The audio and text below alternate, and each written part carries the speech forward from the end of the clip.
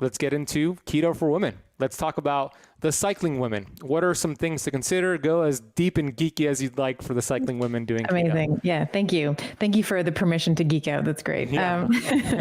So when we think about women who are still in their reproductive years, so they are, and this includes perimenopausal women as well, we want to be thinking about some of the different hormonal variations or the ever-changing hormonal milieu through these 4 weeks. And I say 4 weeks, understanding that some women may not be exactly some of us are not exactly 28-day cyclers. You may be 29, 30, 32, 26, 27. I'm breaking it up just for simplicity in terms of 7 days. Okay.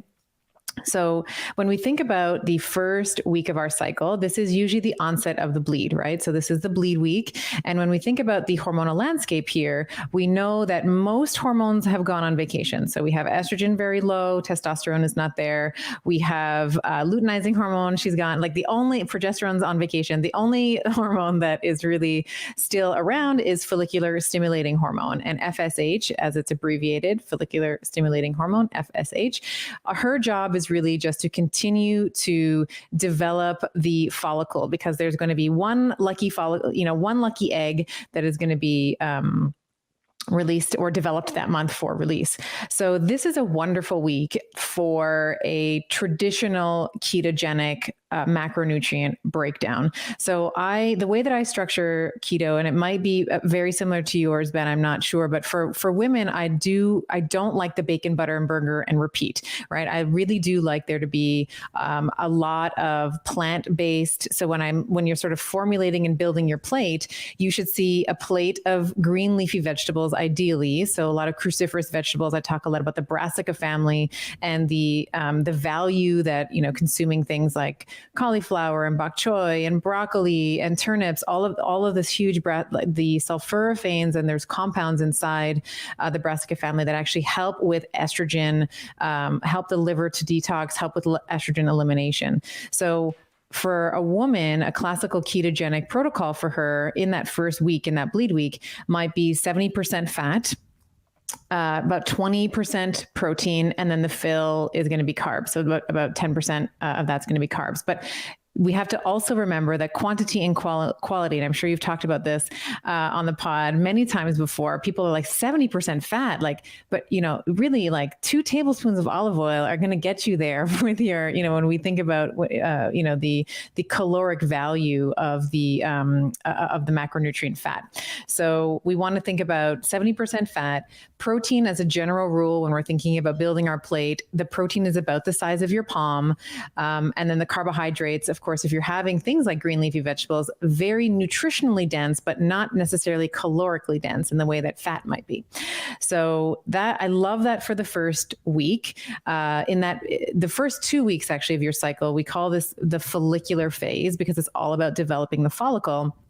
You are much more resilient to macronutrient restriction. So a 70-20-10 breakdown, 70 fat, 20 protein, 10 carbohydrate, you're essentially restricting carbohydrates in that week. So your body is it's much more suited for a macronutrient restriction. It's also a nice week to fast. So I'm sure you've talked about fasting on the pod as well. I love depending on the hormonal presentation of the woman, I talk about all the different types in the book, but this might be a nice week for either an intermittent fast or a several-day fast. You can kind of, if you're new to fasting, this would be a wonderful week to try it, because we don't have progesterone, which is our hormone that we see in the luteal phase. She's not around yet, and that progesterone stimulates your appetite. So it's going to be much easier for a woman to fast in the first 2 weeks of her cycle than it is in the latter half. So just that's as a little big tip right there. So if you want to start fasting or complete a block fast 3 or more days, it's the first 2 weeks of your cycle that you can really maximize it and be strict with ketosis. So brilliant. Correct. Continue. Yes. So as we finish up the bleed week, so we finish up the bleed, let's call it for most women, it's like 5 to 6 days. And then now we're starting to move into that second week. And I just call this the week before ovulation, because when we think about the purpose of your menstrual cycle, it's not to bleed, it's to ovulate. So, sometimes I think the nomenclature, we have it a little like we name day 1 as the bleed, but really ovulation is the main event. That's actually the the point of your menstrual cycle is to release an egg, whether or not you want a child, like whether or not this is a goal of yours, that's what your reproductive system is designed to do. So in this week, we see a couple of hormones now starting to make their debut. The first is now we start to see estrogen. She starts to rise towards the end of week 1, and then she makes this astronomical, the concentration of estrogen will go from, in week 1, I've seen it as low as like 5 picograms per deciliter. I was saying this to you in the pre-chat. And then in week 2, it can go, I've seen it as high in some women as like 600 picograms per. So we're going from 5 to 600, right? So there's a huge change in the concentration of estrogen. And estrogen, when we think about her function, of course, it's a trophic, it's an anabolic hormone. It's designed for growth. So the reason why estrogen is increasing there is because we want to develop the follicle, trying to get the follicle ready so that we can release the egg. The other hormone that comes up and kind of makes its like one and only debut is testosterone. Well, not one and only debut. It's constant throughout the cycle, but the peak is in this week. So we see testosterone peak, and I will often say, without doing labs, and I see full value in doing labs, but a very crude measurement of whether or not your testosterone is normal is this week you should see a change in your libido. Your interest in sex should go up. Like you should be, I often joke, like I find myself like chasing my partner around the dining table. I'm like, let's go, because this is the time where your testosterone's peaking, and you should, Mother Nature, she's like a wily, smart minx, right? If you are having sex ahead of your, the time that you are ovulating, the chance that there is going to be a sperm and an egg that are able to meet for fertilization is going to be, higher. So the number one priority is survival, and that's what right. the body It's wants reproduction. to do. Absolutely. So this is, just to be clear, this is the days 14 to 21. Is that what you're referencing here? No, a little earlier than that. So we ovulate somewhere between day 12 and 14 for most women. So I would say that right now we're talking about like day 6 to 13. Okay, 6 to 13. Okay, yeah. Got it. So we see testosterone rising. And for women specifically, this is an important time. It's always an important time to be thinking about muscle health and bone health. But if we take a long lens, if we're thinking about longevity for women, we want to be thinking about bone density, and we want to be thinking about muscle mass. So ladies, my perimenopausal ladies and my menopausal ladies, we want to be thinking about how we can keep your bones heavy and how we can keep your, at least maintain your muscle mass or improve upon it.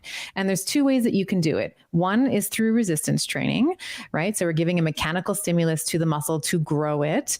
The other is chemically, and we can do that through the diet. So if you are having protein, this is going to activate some anabolic pathways. One is mTOR, the mammalian target of rapamycin. Like super fancy name. All it means is like it's a growth pathway. Okay. Yep. And if you are having a certain amount of protein at every meal, you're going to be continuously activating that. So I like in this week to bring the fat down a little bit and pump up the protein. So I really like to bring the fat down from 70% that we saw in week 1, maybe down to 50 or 40%. And then protein is about 40% of your meal. And then I like to just like oomph up the carbs, just a squeak. Like I like to bring them up to 20%. Because when you combine protein and carbs together, again, like carbohydrates, like the hormonal response to that is insulin. Again, insulin, even though I think sometimes it's been like demonized. It again, anabolic, right? So it helps with the thyroid. It helps to bring substrates, energetic substrates into the muscle cell for growing it. Mm-hmm. So I love this week for you to be increasing your protein. And then the next week you switch it off, right? Because we don't want these growth pathways on all the time, because when you do that, then you sort of lay the landscape for everything to grow, and we don't want things growing all the time like cancer cells, and we don't want all those things growing. So we want to be able to. I'll steal this from Dave Asprey. I just interviewed him, and he talked about mTOR as like a spring. So like we can push down on the spring, So we like restrict protein, restrict carbs, and then when you have protein, you sort of allow the spring to pop up, and then again you can start to push down on it again. So I thought that was a really nice analogy. So I will credit it where it's due. It comes from Asprey. Shout out to Dave. That's a brilliant analogy. I love that one. Yeah. So that's week 2. And then week 3. So this is now after ovulation. So now we've ovulated. We've had luteinizing. There's another hormone that comes up. It's called LH, or luteinizing hormone, helps release the egg from the follicle. And now the egg, like the queen she is just kind of hanging around waiting for sperm, right? Yeah. But now the entire hormonal landscape is going to change, right? So now we are less, what we talked about, fasting and macronutrient restriction in those first 2 weeks. These second 2 weeks, it's not that it's impossible, it's just more uncomfortable. And what I have found with, this is true for men and women. If something is uncomfortable and you're asking someone to do it all the time, like the adherence to the practice is going to be much less than if it's a bit simpler and a bit more easy to integrate into everyday life. So just keep in mind that you can still fast. And there are ways that I talk about in the book that you can fast if you are, someone who's estrogen dominant, or that you are androgen dominant. There are different, techniques that you can employ, but generally we like to kind of back off on the aggressive fasting. We like to back off on the aggressive macronutrient restriction. So that's 2 weeks before the bleed week, right? That's right. So for example, if somebody's doing OMAD, right, the first 2 weeks, then you would kind of scale that back down to like a 16-8. You would do more of an aggressive. Yeah. And I would even scale it down to sometimes the week before, in week 4, which we'll get to in a moment, I'm doing a 12-12 because a 16-8 is too much for me.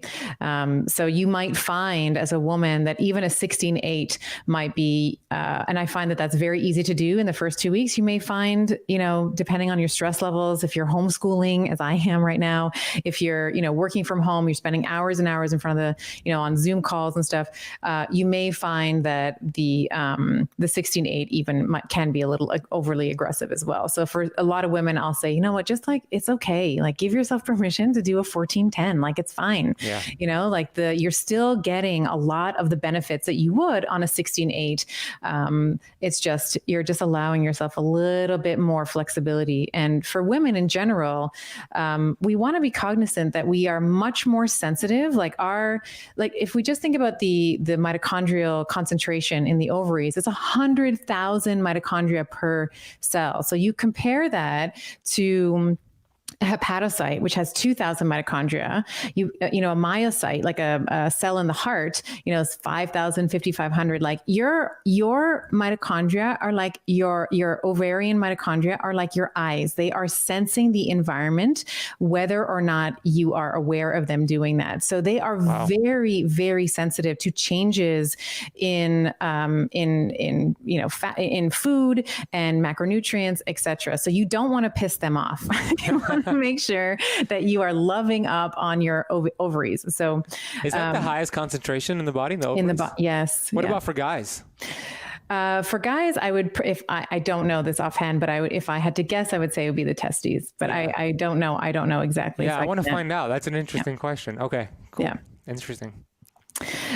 So we're in week 3 now. So now what I like to do is I like to add in, so I like to return to a ketogenic diet. So that's 70, 20, 10 that I talked about. However, I like to add in resistant starches. And I don't know if you've talked about resistant starches on the pod before, but I am such a huge fan of them, because, especially for women, because what's happening in week 3 and into week 4 is now we see progesterone. So progesterone, pro-gestation, pro-pregnancy, that's our pro-pregnancy hormone. She is going to stimulate your appetite, so she's going to make you hungrier. She is going to slow down your bowels, so you may find that you are a bit more distended, a bit more gassy, not as often, like your bowel movements are not happening as often as you want. So we want to be thinking about, and then the other thing is cravings, right? So we always hear women that are chocolate's better than sex. I'll have the chocolate all day, every day. Or some women also will say, I have really very salty cravings. They want the chips and that kind of thing. Umami cravings. Yep. Exactly. So a way to help ameliorate that is by integrating resistant starches into the diet. So really quick review. Don't need to be quick. Go deep into it. We really haven't covered resistant starches that much. So explain what it is. Yeah. Oh my gosh, I'm so excited. Resistant starch if you think about the name, it's a starch that resists digestion. So when you are consuming a resistant starch, it cannot be broken down by the microbiota in the small intestine, which is where your carbohydrates typically are broken down, fats, all that kind of stuff. What happens is these starches go unmodified and they will go into the large intestine. And now this is going to be a food source for the microbiota in the large intestine. Why is this important? Because in the chowing down of the resistant starch, your microbiota are going to give you a gift. They're going to give you a short chain fatty acid called butyrate. So if you're someone who's interested in getting into ketosis, of course, an SCFA is going to increase your levels of ketosis, right? If you have more butyrate, you're going to be able to get into ketosis a little easier. But the great thing about it is it helps with your sleep. So how many women complain about sleep in week 3 and 4, right? They're getting hot and, uncomfortable, and they're waking up and they have more anxiety. So it helps with your beauty sleep. It helps repair the lining of the gut. So if you are someone who naturally has digestive issues and you find that those are that's amplified in that second week of this, the second 2 weeks of your cycle, you're going to find that supplementing with resistant starches, what they've been shown to do, butyrate specifically, is it helps with the hyperpermeability in the gut. So normally when we look at the gut lining, it should be like nice tight junctions, like food and stuff can't get through. But if you have been under stress, or you're experiencing anxiety or sympathetic tone, or like an pesticides, herbicides, all the things, all the toxins, all the things, so you're going to start opening up those junctions. So butyrate helps repair that. So those are 2 big things that women complain about, right? It's like sleep and cravings. And the other thing that I've noticed specifically with keto is if you're a woman who's tried keto, what I found is often about week 1, 2, they're like, oh yeah, I'm so good. And then week 3, they're like, I don't know what it is, but I just want pizza. I don't care. I don't care how many fat bombs I have. It doesn't matter. I just want carbs. And that is a distress signal from the microbiota in your large intestine, because women are so sensitive to changes in the nutrient composition of the diet that your microbiota are like, we're starving. We're getting no carbs. You're going to eat a bowl of spaghetti if it's the last thing we do. But if you feed them the resistant starches, of course, now they're fed, they're happy, and those cravings go away. And the resistant starches, do they kick you out of ketosis? Do they give you a big glucose spike? No, the great thing about them is that they are not broken down. Like I said, they're not broken down in the small intestine. So they don't actually count, if you're counting your carbs, they don't count towards your carbohydrate intake. And free carbs, what? Free carbs. Yeah, free carbs. I know, it's so great. I will say you can get this almost. So I typically use a green bananas, or a green banana flour is a really good source of resistant starches. So if you put a green banana on your counter, over the course of the week, it's going to kind of go yellow. And then if you leave it, it's like brown spots. And by the end of the week, it's black. So what's happening there is you're having resistant starches. They're becoming cleaved as the banana ripens, and that's what moves it from the green color to the yellow color, and of course the yellow to the brown and the black. So green banana, or I actually like green banana flour, which is I just put it in my shakes because it kind of has a banana-y taste to it. I heard that you used to say it was disgusting, but you had some of your people in your group actually enjoy it. It's funny. I hide it. Okay, so I hide it in my shakes. I have some people. So I've run this ketogenic program for several years. And I can't remember how it came up. I was like telling maybe it was a new member. I was like, oh, you don't want to drink it in water. It's like gross. And I had so many members like, oh my God, that's like the best way. I love drinking it that way. So I don't like it in water, but I go with what the market tells me. So like my clients were like, this is great in water. So you can have it in water. I hide it in a shake, but that's like a personal right. So whatever your preference is, go give it a shot. What else? What are some other resistant starches? Green plantains, so like cousin of the bananas, raw potatoes as well, or raw potato starch. So you can get the starch, which is you can find that in any grocer. And you can even cold rice, truly. Like you can, when we, heat up rice, we are cleaving all of those starchy bonds, like all those carbohydrate bonds, right? But then when you take the rice and then you put it in the fridge, there's like a crystallization process that happens happens and you form resistant starches. So a really nice thing for women, especially women who have trouble sleeping, or, maybe they're perimenopausal and they've been under like chronic low grade stress. And by that, I mean like child rearing and sleepless nights. And many of us right now are homeschooling because schools are closed. And, there's a lot of stress happening. A little bit of cold rice with maybe, some MCT or olive oil or something in the evening is actually, the rice it's going to kick you out a little bit of ketosis, but then you'll get right back into it over the course of the evening, and it's going to help you sleep.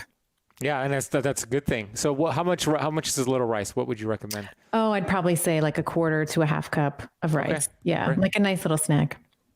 That sounds good. I want some right now, actually. Yeah. Mm-hmm. Any other sources of resistant starches that you like? Those are kind of the big ones.